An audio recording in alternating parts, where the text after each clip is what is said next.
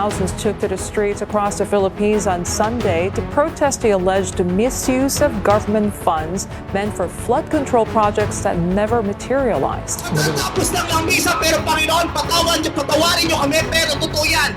Ito ang wika ng lahat ng mga Pilipinong ninakawan. Putang ilan nyo! Putang ilan nyo! Thousands of Filipinos came to streets on Sunday in what has become one of the country's largest protests in recent years, rallying against a massive corruption scandal that has rocked the government. The controversy centers on more than 545 billion Filipino pesos in public funds earmarked for flood control projects, many of which were allegedly substandard or never built at all. At Manila's Rizal Park and along the city's main highway, protesters waved flags and held banners reading, "No more! Too much! Jail them!" demanding accountability from both lawmakers and contractors accused of pocketing kickbacks. Police deployed nearly 8,000 officers to maintain order, while foreign embassies, including those of the US and Australia, warned their citizens to avoid the demonstrations. The scandal gained momentum in July when President Ferdinand Marcos Jr. acknowledged the horrible scale of the corruption in his annual address, promising an independent investigation led by a former Supreme Court justice. I want to show that there's justice. I want to show that there is fairness. I want to hold these people accountable just like they do. Outrage reached new heights this month when construction magnates Sarah and Pacifico Discaya testified on live television that they had been forced to pay kickbacks of up to 25% of contract values. The couple displayed dozens of imported luxury cars, including a British vehicle worth 42 million pesos, a move that only deepened public anger. The accusations implicated 17 members of the House of Representatives, 2 senators, and several public works officials. Although all have denied wrongdoing, the fallout has been swift. Senate President Francis Escudero and House Speaker Martin Romualdez resigned. I tender my resignation as Speaker of the House of Representatives. While engineers tied to the scheme have been dismissed and had their assets frozen. Church leaders and civic groups urged calm. Protest organizers dubbed the rally the Trillion Peso March, deliberately holding it on 21 September, the anniversary of martial law declared by Marcos Jr.'s father in 1972. On September 21, solidarity of church, basic sectors, and communities will be holding a Trillion Peso March Against Corruption at the People's Power Monument along EDSA. Corruption infiltrates every aspect of ordinary Filipino people. They stressed that the movement seeks transparency and reform, not the president's resignation. The scandal has also rattled institutions. The UN Human Rights Office warned that the misuse of disaster protection funds could worsen poverty and inequality in one of Asia's most climate-vulnerable nations.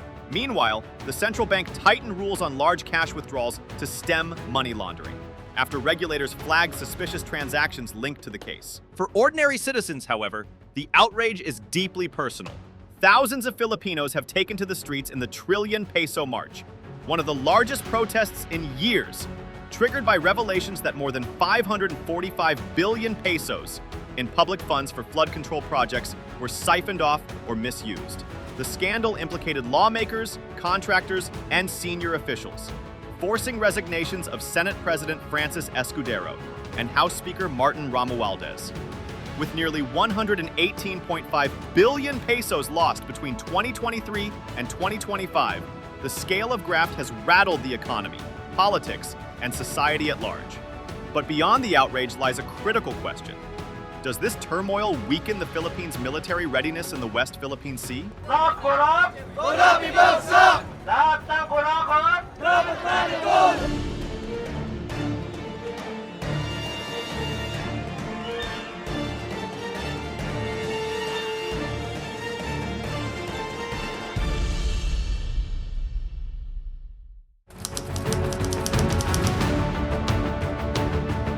Corruption scandals in the Philippines have always raised alarm, but the latest revelations cut much deeper because they show how systemic graft directly weakens the country's ability to defend itself. Finance Secretary Ralph Recto admitted that up to 70% of government funds for flood control projects vanish through corruption, amounting to 42.3 to 118.5 billion pesos between 2023 and 2025. These aren't small leaks. They represent billions of pesos that could instead be used to buy fighter jets, build naval bases, or strengthen coastal defenses against Chinese aggression.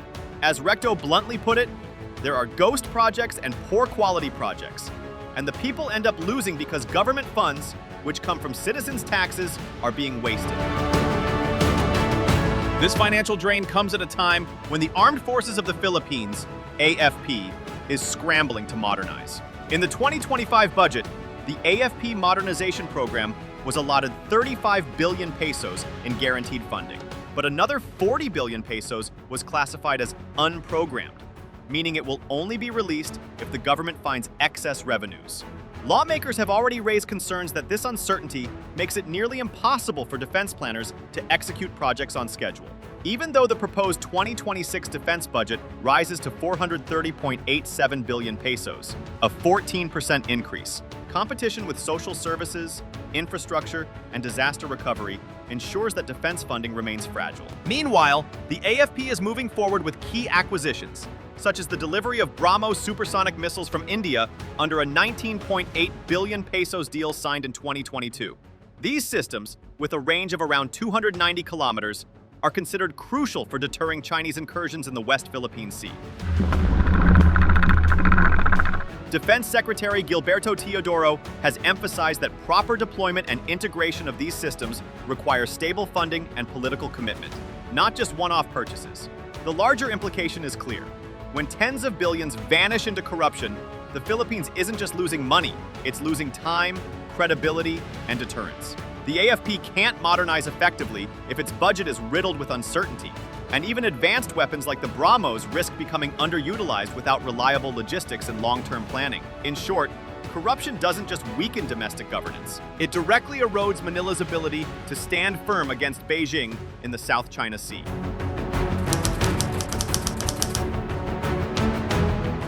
The timing of the trillion peso march marks a sharp collision between a massive domestic corruption scandal and mounting pressure from China in the West Philippine Sea.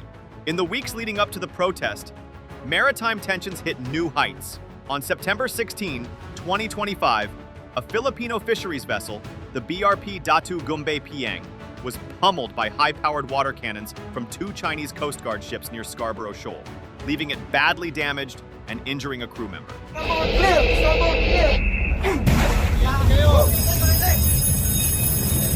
The Philippine Coast Guard condemned the act as illegal, coercive, aggressive, and deceptive, while Manila revealed it had already filed 21 diplomatic protests against Beijing in just the first quarter of 2025.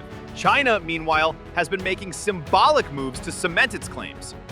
Days before the collision, Beijing announced that it was designating part of Scarborough Shoal as a national nature reserve, a declaration that drew immediate condemnation from Manila and its allies, including the US, UK, and Australia.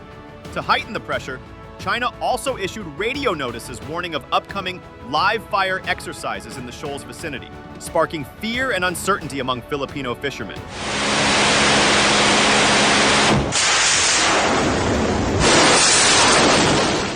In response, the Philippines has pushed forward with increased patrols and joint exercises with partners like the US and India, with defense officials stressing that the armed forces remain nonpartisan and cannot afford distractions at such a critical time for national security. Against this backdrop of external pressure, the Philippines has been shaken by one of its largest ever corruption scandals. Over 545 billion pesos in funds meant for flood control projects were either siphoned off or wasted on substandard works, a figure confirmed by President Marcos Jr. himself in his State of the Nation address. The fallout has already forced high-profile resignations, including Senate President Francis Escudero and House Speaker Martin Romualdez. The sheer scale of the scandal has inflamed public anger, fueling the massive protests in Manila. President Marcos Jr. has tried to strike a careful tone. He acknowledged the public's outrage, even saying, "If I wasn't president, I might be out in the streets with them." If I wasn't president, I might be out in the streets with them. By encouraging protesters to demand accountability while urging them to remain peaceful, Marcos has lent some legitimacy to the demonstrations, but his remarks also expose the political fragility of his administration. Public sentiment shows just how combustible the mix of corruption and external pressure has become. A recent political stability index by Asia News Network rated the Philippines at medium risk, noting that countries facing corruption, civic unrest, and external threats often find these pressures reinforcing one another. 17 people have been arrested in clashes with riot police in the Philippines after what had been peaceful anti-corruption protests turned violent. The symbolism of the protest timing, September 21st, the anniversary of Marcos Sr.'s martial law declaration, was not lost on demonstrators.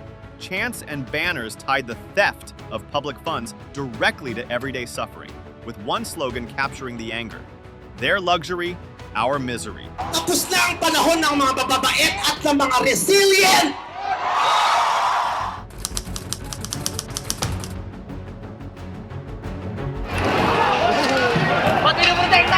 The fallout from the Philippines' 545 billion peso corruption scandal is rippling through politics, the economy, and national security, raising concerns that domestic instability could weaken Manila's hand against Chinese aggression in the West Philippine Sea.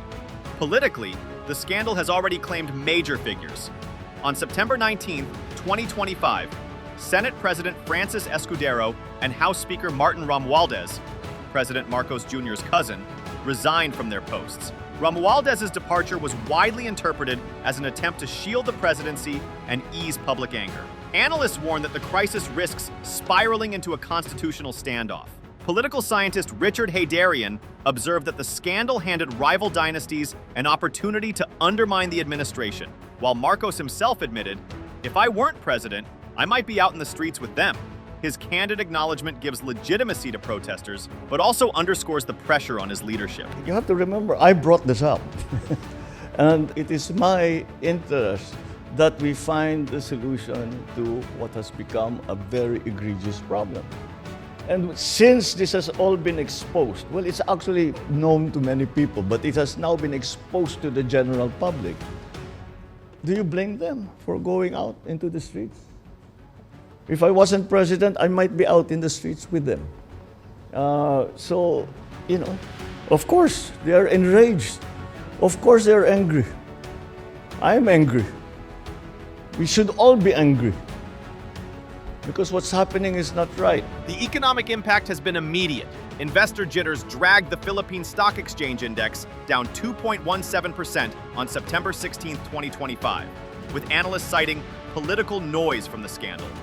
The peso also slipped, closing at 57 pesos 6 pence per dollar on September 18th, its weakest level in weeks. Regulators reported that nearly $800 million fled the country in a single week, forcing the central bank to tighten rules on large cash withdrawals amid fears of money laundering.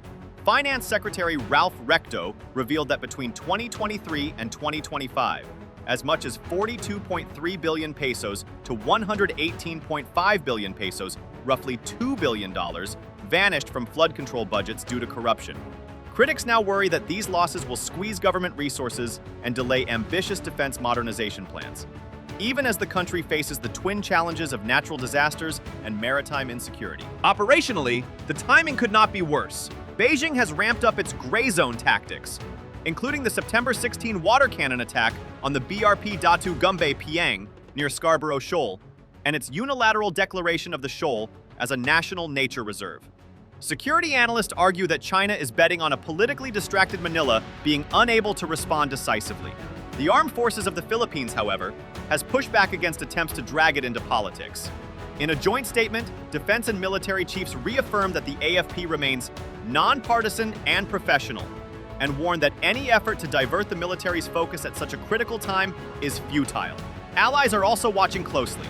The United States, Japan, and other partners have stopped short of criticizing Manila's domestic troubles, but their statements stress the need for stability. A recent U.S.-Japan-Philippines trilateral declaration highlighted deepening strategic coordination, signaling that Washington and Tokyo are counting on Manila to remain a reliable partner. Behind the scenes, concern is growing. A senior Japanese diplomat, speaking privately, noted that the rule of law must be upheld if the Philippines is to be a truly strategic and enduring ally. Such remarks reflect quiet unease that unrest in Manila could undermine implementation of key agreements, such as the Enhanced Defense Cooperation Agreement, EDCA, with the U.S.